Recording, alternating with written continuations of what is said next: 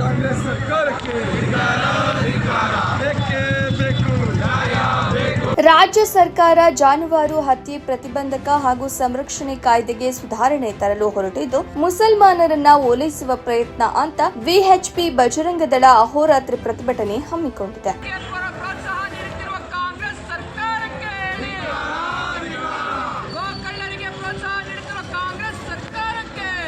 VHP Bajrang Dal ದಕ್ಷಿಣ ಪ್ರಾಂತ ಸಂಚಾಲಕ ಪ್ರಭಾ ಮರ್ಚೆಂಟ್ ಮಾತನಾಡಿ, ರಾಜ್ಯ ಸರ್ಕಾರ ಮೊದಲಿನಿಂದಲೂ ಮುಸಲ್ಮಾನರ ಓಲೈಕೆ ಮಾಡುತ್ತಾ ಬಂದಿದೆ. ರಾಜ್ಯದಲ್ಲಿ ಗೋಹತ್ಯೆ ಪ್ರತಿಬಂಧಕ ಹಾಗೂ ಸಂರಕ್ಷಣಾ ಕಾನೂನು ಜಾರಿಗೊಳಿಸಿದ್ದು, ಕಾಂಗ್ರೆಸ್ ಸರ್ಕಾರ ಅದನ್ನ ಸಡಿಲ ಮಾಡಲು ಹೊರಟಿದೆ. ಅಕ್ರಮ ಗೋವು ಸಾಗಾಟ ಮಾಡುತ್ತಿದ್ದ ವಾಹನಗಳಿಗೆ ಆ ವಾಹನ ಮೌಲ್ಯದಷ್ಟೇ ಶ್ಯೂರಿಟಿ ಕೊಡಬೇಕಿತ್ತು. ಆದ್ರೆ ಈಗ 5 ಲಕ್ಷದ ಬಾಂಡ್ ಪಡೆದು ವಾಹನ ಬಿಡುವುದು ಸೇರಿದಂತೆ ಕಾನೂನು ಸರಳಗೊಳಿಸಲು ಸರ್ಕಾರ ಮುಂದಾಗಿದೆ. ಹಾಗಾಗಿ ಸರ್ಕಾರ ನಡೆ ಖಂಡಿಸಿ ಅಹೋರಾತ್ರಿ ಧರಣಿಗೆ ತಡರಾತ್ರಿ 12 ಗಂಟೆಯಿಂದ ಚಾಲನೆ ನೀಡಲಾಗುತ್ತದೆ ಎಂದು ತಿಳಿಸಿದರು.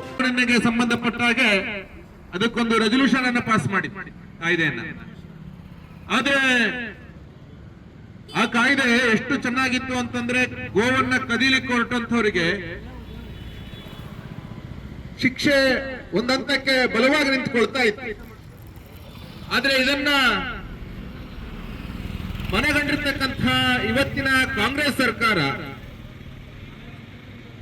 ಗೋಕಳ್ಳರಿಗೆ, ಗೋಕದಿಮರಿಗೆ, ಅಲ್ಪಸಂಖ್ಯಾತರನ್ನ ಓಲೈಕೆ ಮಾಡ್ಕೊಳ್ಳಿಕ್ಕೋಸ್ಕರ ಏನು ಅವತ್ತು ತಂದಿರತಕ್ಕಂಥ ಕಾನೂನನ್ನ ಸಡಿಲಗೊಳಿಸಿ ಇವತ್ತೊಂದು ಸ್ವಲ್ಪ ಬದಲಾವಣೆಯನ್ನ ಮಾಡಿ ಅವರಿಗೆ ಅನುಕೂಲವಾಗುವ ರೀತಿಯಲ್ಲಿ ಸಹಕಾರ ಕೊಡೋ ರೀತಿಯಲ್ಲಿ ಇವತ್ತು ಸರ್ಕಾರ ನಡ್ಕೊಳ್ತಾ ಇದೆ.